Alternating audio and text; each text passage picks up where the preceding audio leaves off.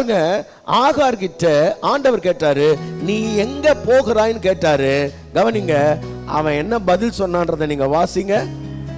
நான் சாராயை விட்டு ஓடி போகிறேன். நல்லா கவனிங்க, நான் சாராயை விட்டு ஓடி போகிறேன்.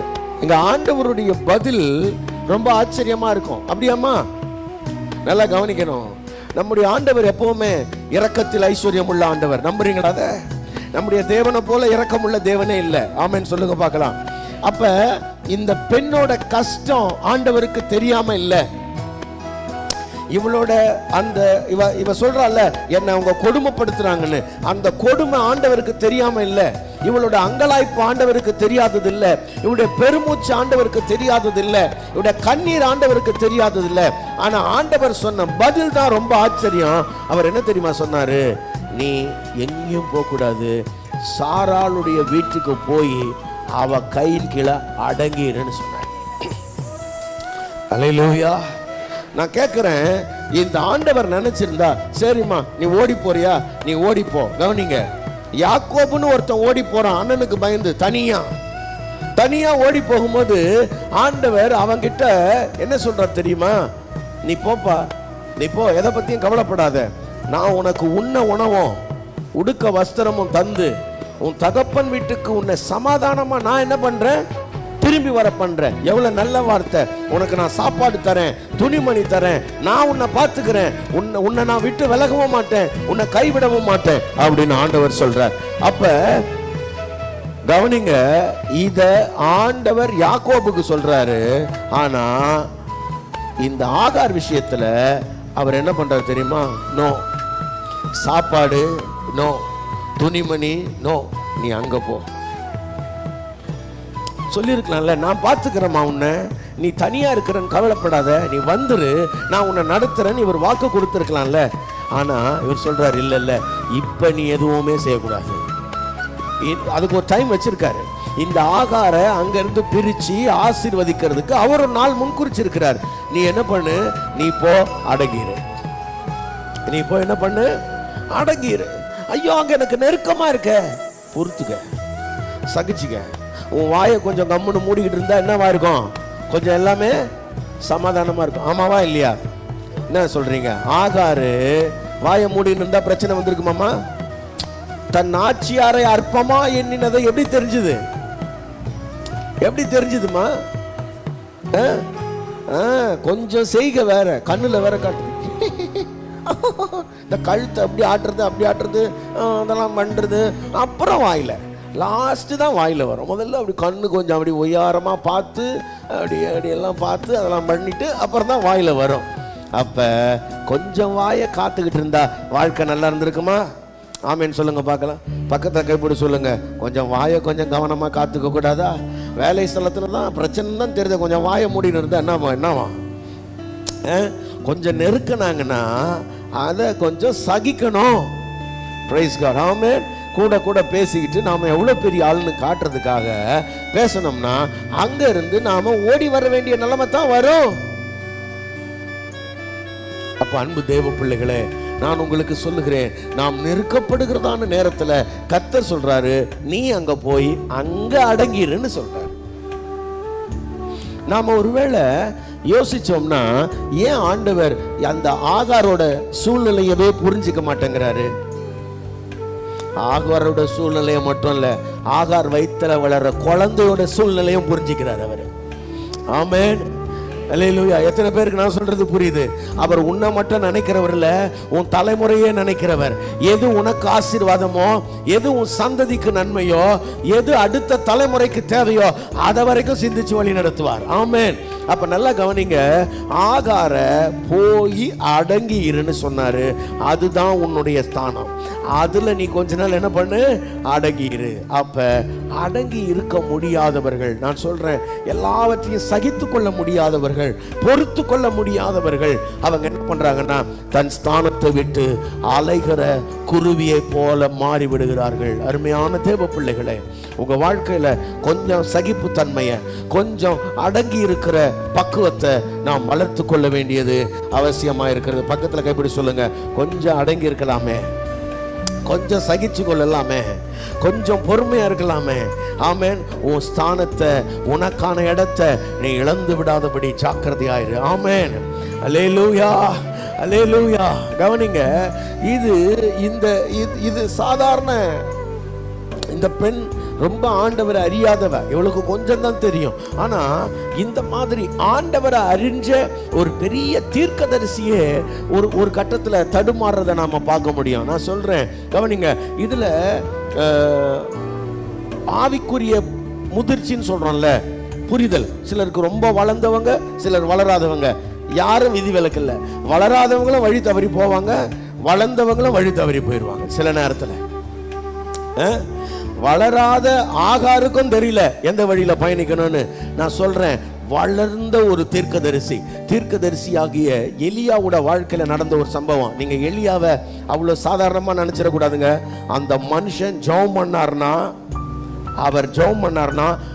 மழை ஒரு நாள் 2 நாள்ல 3 வருஷம் வராதபடி வானத்தை அடைச்சிருவார். அந்த அளவுக்கு பவர்ஃபுல்லான மேன் அந்த ஆளு. அப்படி ஒரு ஜெப வீரன். சரியா? அவர் ஜெபம் பண்ணார்னா வானத்திலிருந்து அக்கினி ஒரு முறையில கூப்பிட வந்துகிட்டே இருக்கும். அந்த மாதிரி ஒரு தேவ வல்லமை பெற்ற ஒரு மனுஷன். ஆனா அந்த மனுஷோட வாழ்க்கையில ஒரு ஸ்ட்ரகிள் வருது. வானத்திலிருந்து அக்கினியை இறக்கி பாகாலுடைய தீர்க்கதரிசிகளை எல்லாம் இந்த எலியா கொன்னுட்டாருன்னு கேள்விப்பட்ட மாத்திரத்துல அந்த ஊர்ல ராணியா இருந்த யெசபேலுக்கு கோபம் வந்துருச்சு. அவ என்ன நினைக்கிறான்னா, எங்களோட தீர்க்கதரிசிகளை இந்த எலியா கொல்லுவானா, இந்த எலியாவோட தலையை நான் நாளைக்கு வாங்கிடுவேன். பொம்பளை சொல்றா, எலியாவோட தலைய நான் வாங்கிடுவேன். இந்த செய்தி எலியாவோட காதுக்கு வந்ததுதான் உள்ள பயம் வந்துருச்சு. பாருங்க, சில நேரத்துல ஒரு நல்ல செய்தி இருதயத்தை சந்தோஷமாக்கும், ஒரு கெட்ட செய்தி இருதயத்தை கலங்க பண்ணும். பக்கத்துல எப்படி சொல்லுங்க, கெட்ட செய்தி வந்தா கலங்காதீங்க. அதை சொல்றதுக்கு நிறைய பேர் இருப்பான். ஏதாவது கெட்டதை நம்ம கிட்ட வந்து சொல்லிட்டே இருப்பான். கெட்ட செய்தி சொல்றதுக்கு 4 பேர் இருப்பான்.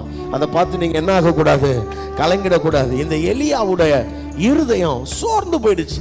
19ஆம் அதிகாரத்துல நீங்க பாத்தீங்கன்னா, 1 ராஜாக்கள் 19ஆம் அதிகாரத்துல எலியா பயந்து நடுங்கி அவர் என்ன பண்றாரு, அவருடைய இடத்தை விட்டு ஓடி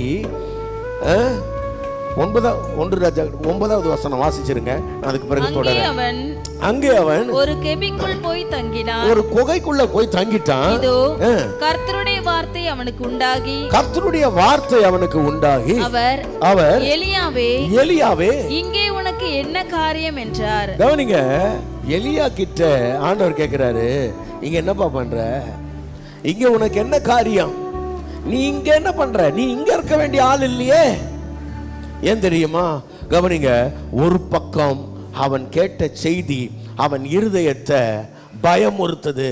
கவனிங்க, இந்த பயம் வந்த உடனே அது என்னெல்லாம் யோசிக்க வைக்கிறது தெரியுமா? என் வாழ்க்கையில ஏன் இவ்வளவு கெட்டது வந்துச்சு, எனக்கு ஏன் இந்த சோதனை வந்துச்சு அப்படின்னு உடனே அடுத்தது என்ன யோசிக்க தோணுதுன்னா, வாழ்க்கையில நம்ம எங்கேயாவது 1-2 தப்பு செஞ்சிருந்தோம்னு வச்சுங்களேன், உடனே அது தோணும். இப்ப எலியாவுக்கு என்ன தோணுது, நான்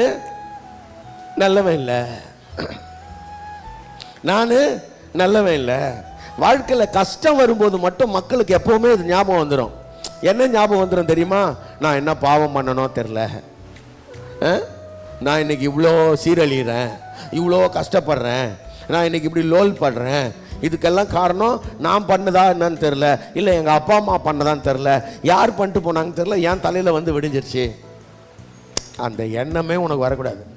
ரட்சிக்கப்பட்ட ஒரு தேவ பிள்ளைகளுக்கு அந்த எண்ணமே வரக்கூடாது. பக்கத்தில் கைப்பிடி சொல்லுங்க, உன் பாவத்தையே உன் மேலே சுமத்த மாட்டாரு, உங்க அப்பா அம்மா பாவத்தையே அவங்க மேலே சுமத்த போறாரு. சொல்லுங்க, உன் பாவத்தையே அவர் தான் மேலே வாரி போட்டுக்கிட்டாரு, உங்க அப்பா அம்மா பாவத்தெல்லாம் உன் மேலே சுமத்த மாட்டாரு. ஆமேன்னு சொல்லுங்க பார்க்கலாம். அவருக்கு நல்லா தெரியும் நாம தாங்க மாட்டோன்னு. பக்கத்தில் நல்லா கைப்பிடி சொல்லுங்க, நல்லா சொல்லுங்க, உன் பாவத்தையே உன் மேலே சுமத்த விரும்பாதவர் உன் முன்னோருடைய பாவத்தையே உன் மேலே சுமத்திட போறாரு. சுமத்த மாட்டாருங்க.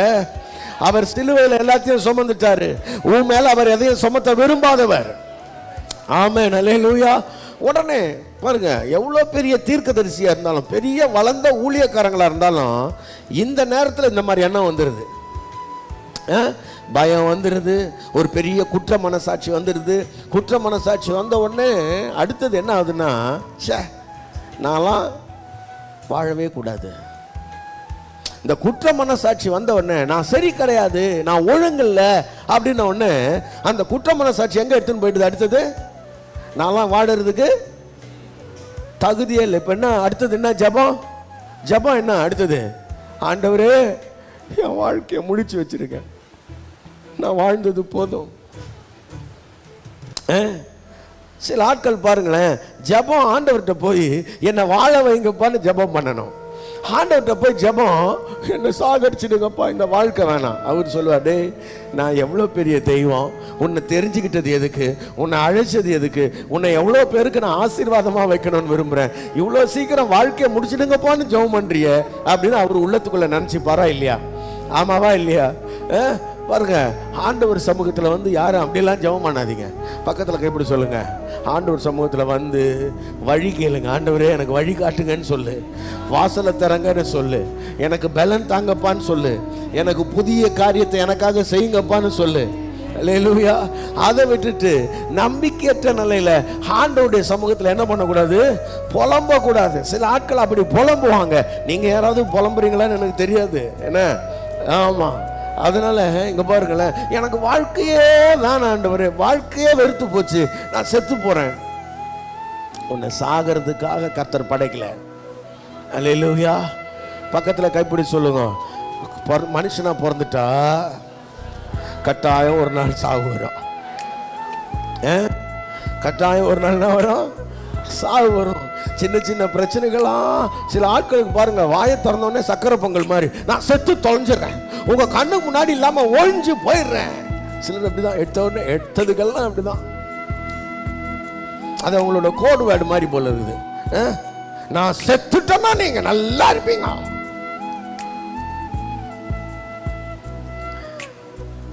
பேசாதீங்க. உன்னை வாழ வைக்கிறதுக்காக இந்த பூமிக்கு வந்தவர் அவரு. அல்லேலூயா.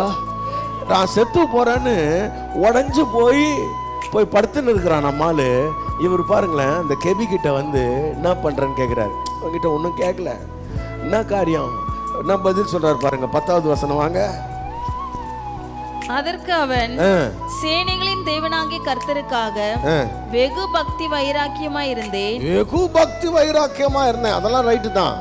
இஸ்ரவேல் புத்திரர் உமது உடன்படிக்கையை தள்ளிவிட்டார்கள், உம்முடைய பலிபீடங்களை இடித்து. இங்க பாருங்க, இல்ல நான் அதுக்கு முன்னாடி 5வது வசனத்துல ஒரு சூறை செடியின் கீழ் படுத்துக்கொண்டு நித்திரை பண்ணினான்.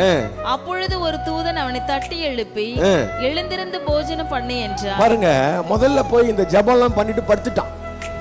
படுத்துட்ட உடனே ஆண்டவர் ஒரு தூதன் அனுப்பி, போடா நம்மால் கொஞ்சம் பசி ஆகிறான் போல இருக்குது, அவன் பசி வந்தா அவன் அவனாவே இருக்க மாட்டான், அவனுக்கு முதல்ல என்ன பண்ணு, கொஞ்சம் பீஸா கொடு அவனுக்கு, போ மட்டன் பீஸாவோ கொடுறான் அவனுக்கு, சாப்பிட்டோம். ஏன்னா வயிறு காலியாக இருந்துச்சுன்னா அவனுக்கு ஒரே புலம்பலாயிடுவான், அப்படிதான் ஏதாவது புலம்புவான். இப்போ முதல்ல அவனுக்கு சாப்பாடு கொடுன்றார். நம்மால் பாருங்க, எழுந்தான், சாப்பிட்டான், சாப்பாடு கொடுத்த ஆண்டவர்களாம் நன்றிலாம் கிடையாது. இப்போ ஜபம்லாம் வரல, கொடுத்தீங்களா சரி விடு, சாப்பிட்டேன், மறுபடியும் படுத்துட்டான். அதாவது புலம்பல் கண்டினியூஸ். அப்படின்னா என்ன அர்த்தம்? இவர் இப்போ எதுக்கு படுத்துக்கிட்டாரு? எதுக்கு இப்போ படுத்துனுக்கிறார் சொல்லுங்க? தெரியலையா? எதுக்கு படுத்துக்கிறார் தெரியுமா? நான் படுத்துட்டேன், தூங்கும் போது அப்படியே போயிடணும், நான் தூங்குறப்போ தூக்கத்திலேயே போயிடணும். ஆண்டவர் என்ன வல்லமையான ஜபம் பாரு, தூங்குறப்போ தூக்கத்திலேயே போயிடணும் ஆண்டவரே. மறுபடியும் தட்டி எழுப்புறாரு. தட்டி, நான் உயிரோட தாங்கிறான். ஆமா உயிரோட தாங்கிறேன், சாப்பிடு மறுபடியும், மறுபடியும் சாப்பிடு. அல்லேலூயா சொல்லுங்க பார்க்கலாம். ஆமா, இந்த தேடாத நாட்களில் கூட சாப்பாடு கொடுத்துட்றாரு அவர் கரெக்டா. நீ ஜபம் பண்ணலன்னா கூட உனக்கு சாப்பாடு கொடுத்துட்றாரு பார்த்தியா? நீ ஒழுங்கா கோயிலுக்கு வரலன்னா கூட 3 வேளை சாப்பிட்றது தானே? ஆமாவா இல்லையா? அவ்வளோ நல்ல தெய்வம் அவர். அல்லேலூயா. இப்போ தான் 2வது வாட்டி தான் இப்போ அவர் என்ன பண்ணுறாரு, ஒரு கேள்வி கேட்குறாரு. என்ன பண்ணுகிறீங்க? 2வது வாட்டி என்னடா பண்ணுறீங்க? உடனே ஒரு கதையாக சொல்லலாம், நான் யார் தெரியுமா? நம்ம அவருக்கு தெரியாத மாதிரி, ஆண்டவருக்கு தெரியாத மாதிரி, நான் யார் தெரியுமா, நான் என்னென்னலாம் பண்ண தெரியுமா, என்ன இப்போ சாவடிக்கிறதுக்கு தேடுறாங்க. அவர் சொல்கிறாரு, இப்போ படிங்க 11வது வசனம் வாங்க. அப்பொழுது அவர், நீ வெளியே வந்து கர்த்தருக்கு முன்பாக பர்வதத்தில் நில் என்றார். நீ முதல்ல வெளியே வாப்பா சாமி, நீ வெளியே வா. அப்பொழுது இதோ கர்த்தர் கடந்து போனார். முதல்ல கவனிங்க, முதல்ல வெளியே வா. எல்லாரும் சொல்லுங்க, வெளியே வா. எங்க இருந்து? நீ இப்போ உள்ள பூந்துனுக்கிறிய, உன் மைண்ட் இருக்குல்ல, அப்படியே பெரிய டிப்ரெஷன்ல இருக்குல்ல, அதுல இருந்து வெளியே வா. முதல்ல இவனை கெபியில இருந்து வெளியில கூப்பிடுறதுக்குள்ள நீ முதல்ல வெளியே வாப்பா. இந்த உலகம் பெருசு. பக்கத்துல கைப்பிடி சொல்லுங்க, உலகம் பெருசு, வாழ்க்கை பெருசு, கர்த்தர் உனக்காக வச்சிருக்கிற திட்டங்கள் பெருசு. பாருங்க, நீங்க பார்க்குற அந்த மனுஷங்க மட்டுமே உலகம் கிடையாது. இந்த எசபேலோ ஆகாப் ராஜாவோ அவனை சுற்றி இருக்கிற இந்த கொஞ்சம் மக்களோ இவங்க தான் உலகம் நினைக்காதீங்க. உலகம் பெருசு, இந்த வாழ்க்கை பெருசு. அப்ப அந்த வாழ்க்கையை வாழ்றதுக்கு கர்த்தர் என்ன பண்றாருன்னா அழைக்கிறாரு. ஆமேன்னு சொல்லுங்க பார்க்கலாம். ஆமா, சில ஆட்கள் என்ன நினைக்கிறாங்கன்னா, இவங்க இல்லைன்னா நான் எப்படி வாழ்வேன், இஸ்ரவேல் தேசத்துல இல்லைன்னா நான் எப்படி வாழ்வேன். நீ இஸ்ரவேல் தேசத்துல இருக்கிற, ஆனா நீ இஸ்ரவேல் தேசத்துக்கு மாத்திரம் சொந்தமானவன் இல்லை. எலியாவை பற்றி கர்த்தர் வச்சிருக்கிற திட்டம். ஏன்னா இவனை நெக்ஸ்ட் ஜெனரேஷனுக்கு ஆசீர்வாதமா மாற்றணுன்றது கர்த்தருடைய திட்டம். ஆமென். இவனை அடுத்தவங்களுக்கு ஆசீர்வாதமா மாற்ற கர்த்தர் திட்டமிட்டு இருக்கிறார். இவனை வேற ஒரு திட்டத்துக்காக ஆண்டவர் நடத்த விரும்புறார். இவன் கெபிக்குள்ள போய் அங்கே கடந்து அங்கே செத்துடணும் அவன் நினைக்கிறான். அவனை ஏற்கனவே தெரியும். நல்லா கவனிங்க, ஏற்கனவே கர்த்தர் தன்னை மறைச்சார்னா எவனும் கண்டுபிடிக்க முடியாதுன்னு தெரியும். ஆமாவா இல்லையா? அதை எப்ப பார்த்தாரு எலியா? 3 வருஷம் பார்த்துருக்காருல்ல. 3 வருஷம் பார்த்தவரு இப்ப ஏன் ஓடி வந்தாரு? ஏங்க 3 வருஷம் ஒரு ராஜா தேடுறான்.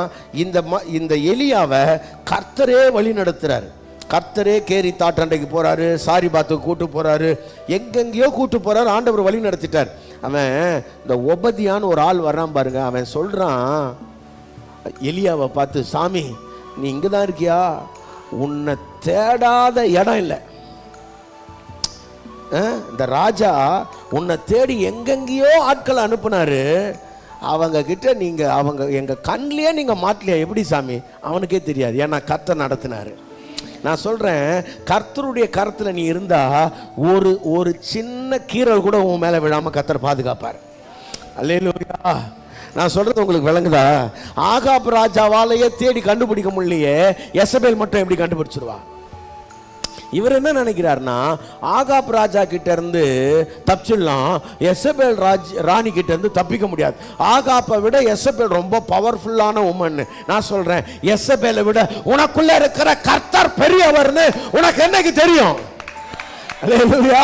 ஆகாப்பின் கைக்கு தப்பு வித்த கர்த்தர் எசபேலின் கைக்கும் தப்பு விக்க வல்லவர் என்றது தெரியணும். அல்லேலூயா. அது விளங்கல. அது விளங்காதனால தான் அவர் உயிரை அவர் காப்பாத்திக்கிறதுக்கு அவர் முயற்சி எடுக்கிறார். பக்கத்துல கைப்பிடி சொல்லுங்க, நம்மளை காப்பாத்திக்கிறதுக்கு நாம முயற்சி எடுத்தோம்னா நிறைய நேரத்தில் தோல்வியில முடியும். நம்மளை காப்பாத்திக்கணும்னா கர்த்தர்கிட்ட கொடுத்தோம்னா நம்மளை. அல்லேலூயா. அவர் ஆகாப்பின் கைக்கும் தப்பு வைப்பார், எசபேலின் கைக்கும் தப்பு வைப்பார். எத்தனை பேர் அதை நம்புறீங்க? உன்னை எப்படிப்பட்ட வல்லடிகளுக்கும் நீங்களாக்கி மீட்கிற கர்த்தர் அவர். ஆமென். அப்ப அது தெரியாம இங்க வந்து கெபில உட்காந்துக்கிட்டு இப்ப சரி காப்பாத்திக்கணும்னு நினைச்சுதானே ஓடி வந்த, காப்பாத்திக்கணும் ஓடி வந்துட்டு இப்ப வழி தெரியல, நான் செத்துடுறேன்ற. ஒரு பக்கம் சுயபலத்தில் ஓடி வந்த, சுயபலத்தில் அது வாழ முயற்சி பண்ணல, முடியாது, செத்து போறேன். சாவறதுக்காக ஓடி வந்த, வாழ்றதுக்கு தானே ஓடி வந்த. ஒரே குழப்பம் பாருங்க நம்ம ஆளுங்களுக்கு ஒரே மனசுல. கர்த்தர் சொல்றாரு போடா நீ போ. அப்பதான் கர்த்தர் கூப்பிட்டு சொல்றாரு, இல்ல இல்ல இங்க உனக்கு காரியம் இல்ல, நீ போக வேண்டிய தூரம் அதிகம். ஆண்டவர் சொல்ற அந்த வசனத்தை வாசிக்க பார்க்கலாம். நீ நான் சாவறேன்லாம் நீ என்கிட்ட சொல்லக்கூடாது. கர்த்தருடைய தூதன் திரும்ப 2ஆம் தரம் வந்து அவனை தட்டி எழுப்பி, எழுந்திருந்து போஜனம் பண்ணு, நீ பண்ண வேண்டிய பிரயாணம் வெகு தூரம் என்றான். ஆமா, 7வது வசனம் இல்ல, நீ பண்ண வேண்டிய, சொல்லுங்க, நீ பண்ண வேண்டிய பிரயாணம். சொல்லுங்க, ரொம்ப தூரம் போனோம் இன்னும். சொல்லுங்க, பக்கத்துல கைப்பிடி சொல்லுங்க, ஏப்பா ரொம்ப தூரம் போனோம். இதுக்கே சோர்ந்துட்டா எப்படி? ஓ கெர்சோன், இதுக்கே சோர்ந்துட்டேன். இப்படி ரொம்ப தூரம் போனோம், பயணம் ரொம்ப தூரம் இருக்குதுப்பா, நம்ம வாழ்க்கை ரொம்ப தூரம் இருக்குது. கர்த்தர் இன்னும் பெரிய திட்டங்களை வச்சிருக்கிறார். ஆமென், அல்லேலூயா. அப்ப கவனிங்க, அவர் சொல்றாரு, நீ அவனை ராஜாவா அபிஷேகம் பண்ணிட்டு எலிசாவை உன் ஸ்தானத்துல தீர்க்கதரிசியா என்ன பண்ணு, அபிஷேகம் பண்ணு. அப்படிப்பட்ட பெரிய திட்டங்களோட ஆண்டவர் எலியாவை சந்திக்கிறத நாம பார்க்கிறோம். அப்ப அருமையான தேவ பிள்ளைகளே, போதும்னு முடங்கி போன எலியாவை ஆண்டவர் அவனுக்கான ஸ்தானம் எதுன்னு காட்டி நடத்துறாரு. கவனிங்க, ஏன் அவன் கெபிக்குள்ள இவ்வளவு டிப்ரெஷனுக்குள்ள போனான் தெரியுமா? அவனுக்கு அவன் ஸ்தானத்தை மறந்துட்டான். நான் ஒரு எலியா, நான் ஒரு கர்த்தருக்கு முன்பாக நிற்கிற தீர்க்கதரிசி, என்னுடைய வேலை என்னவோ அதை நான் செஞ்சேன். என்னை காப்பாத்துறது கர்த்தருடைய வேலை. ஆமென். என்னை காப்பாத்துறது அவருடைய பொறுப்பு. கவனிங்க, நான் அவர் கருத்துல இருக்கிறேன், அவரை மிஞ்சி என்னை எவனும் தொட முடியாதுன்றது பயம் வந்த உடனே, உள்ள பயம் வந்துருச்சுன்னு வைங்களேன், என்ன செய்யறோன்னே தெரியாதுங்க, என்ன செய்யறோன்னா திகைப்போம் அப்படியே. அதனால தான் சொல்றேன், உள்ளத்தை அப்படி சிங்கத்தை மாதிரி தைரியமா வச்சுக்கிறதுக்கு கொஞ்சம், வேற ஒன்றும் பண்ண வேணாம், கொஞ்சம் ஜெபம் பண்ணுங்க. கொஞ்சம் ஜெபம் பண்ணீங்கனாலே உங்க இருதயம் ஸ்டேபிள் ஆயிடும். அல்லேலூயா சொல்லுங்க பார்க்கலாம்.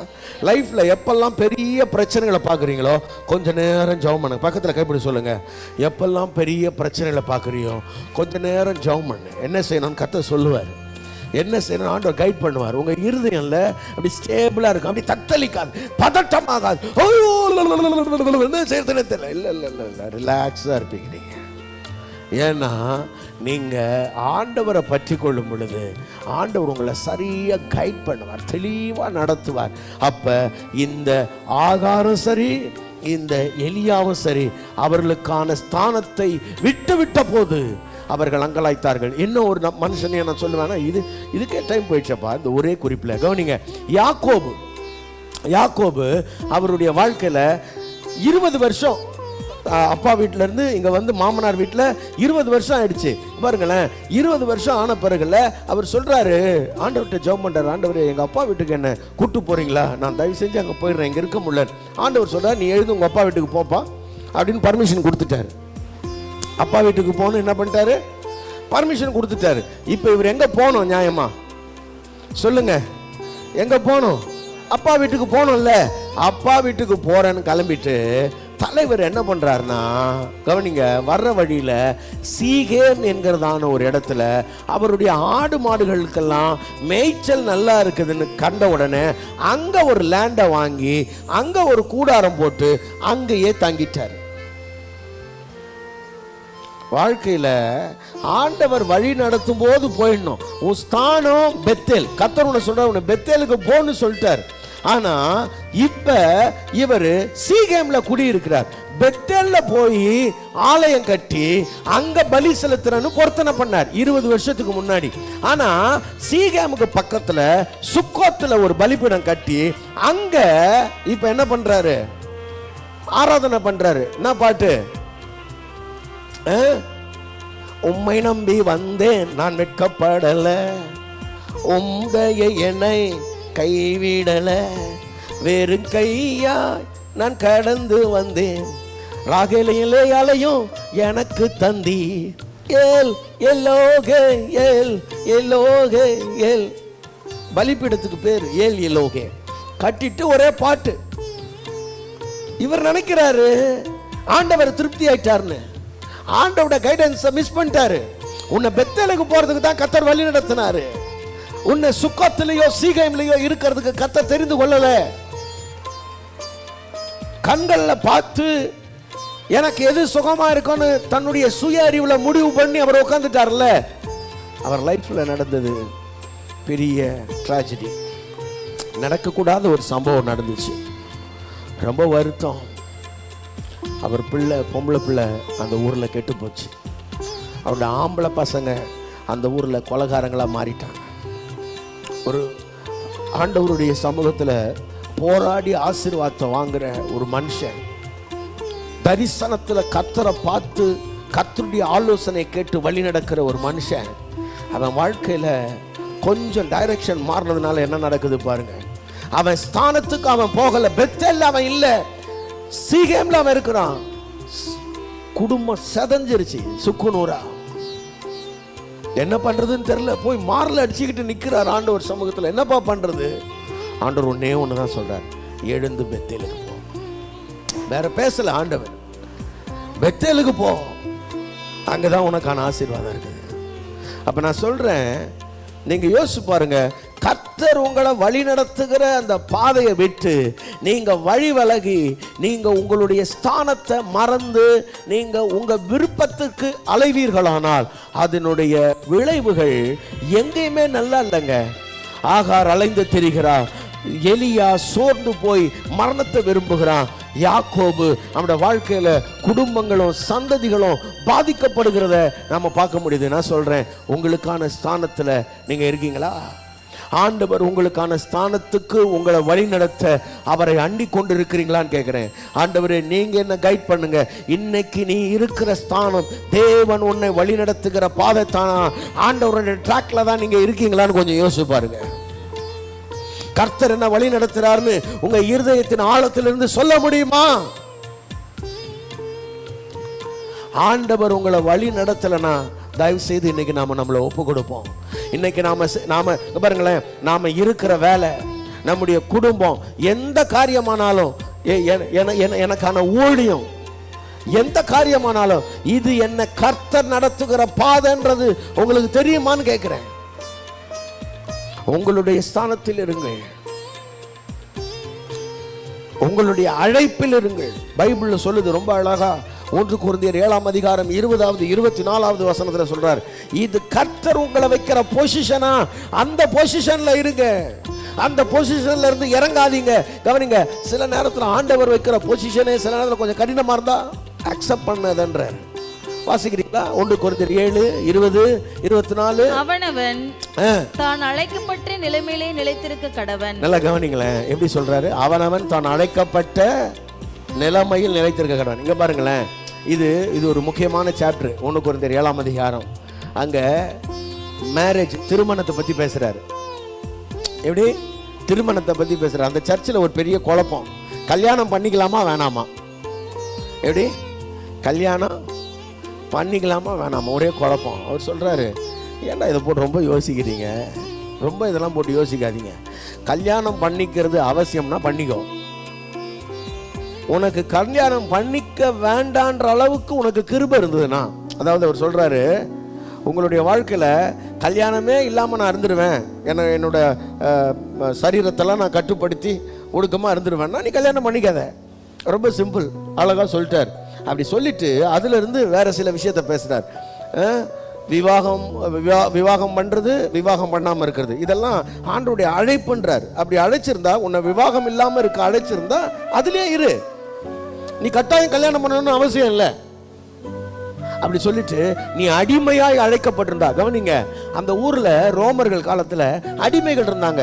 அடிமையா இருந்தா, ஐயோ ஆண்டவர் என்ன அடிமையா படைச்சிட்டாரு, கவலைப்படாத, நீ அடிமையா இருந்தா அடிமையான அந்த நிலையிலேயே சந்தோஷமா இரு. சுயாதீனா ஒருத்தன் இருப்பான், அவனும் கர்த்தருக்கு அடிமையா இருக்கிறான், நீ அதை மறந்துடாதன்றார். இவன் அடிமைன்னு கவலைப்படுறான்ல, அவனும் அடிமை தான்டா எனக்குன்றாரு. பிரைஸ் காட், ஆமென். அப்ப நல்லா கவனிங்க, உன் அழைப்புல நீ சந்தோஷப்படு, உன் அழைப்புல நிலைச்சிரு. அடுத்தவனை மாதிரி மாறினா நீ ஆசைப்படுற. விருத்த சேதனம் உள்ளவனா இருக்கிறவன் விருத்த சேதனம் உள்ளவனாயிரு, விருத்த சேதனம் இல்லாதவனா இருக்கிறவன் விருத்த சேதனம் இல்லாதவனாயிரு. பிரைஸ் காட், ஆமென். பக்கத்துல கைப்பிடி சொல்லுங்க, உன் அழைப்பு என்னன்னு தெரியுமா? உன் ஸ்தானம் என்னன்னு தெரியுமா? தேவன் உனக்கு கொடுத்திருக்கிற அழைப்பு, கிருபை வரங்கள் தெரியுமா உங்களுக்கு? அதுல நிலைச்சிருங்க சார். உங்க ஸ்தானத்தை நீங்க இழந்தீங்கன்னா லைஃப்ல இல்ல, அப்படியே என்ன பண்றதுன்னு தெரியாம அலைஞ்சிக்கிட்டே இருக்கிற குருவி மாதிரி இருக்கும் வாழ்க்கை. தயவு செய்து கர்த்தருடைய வழி நடத்த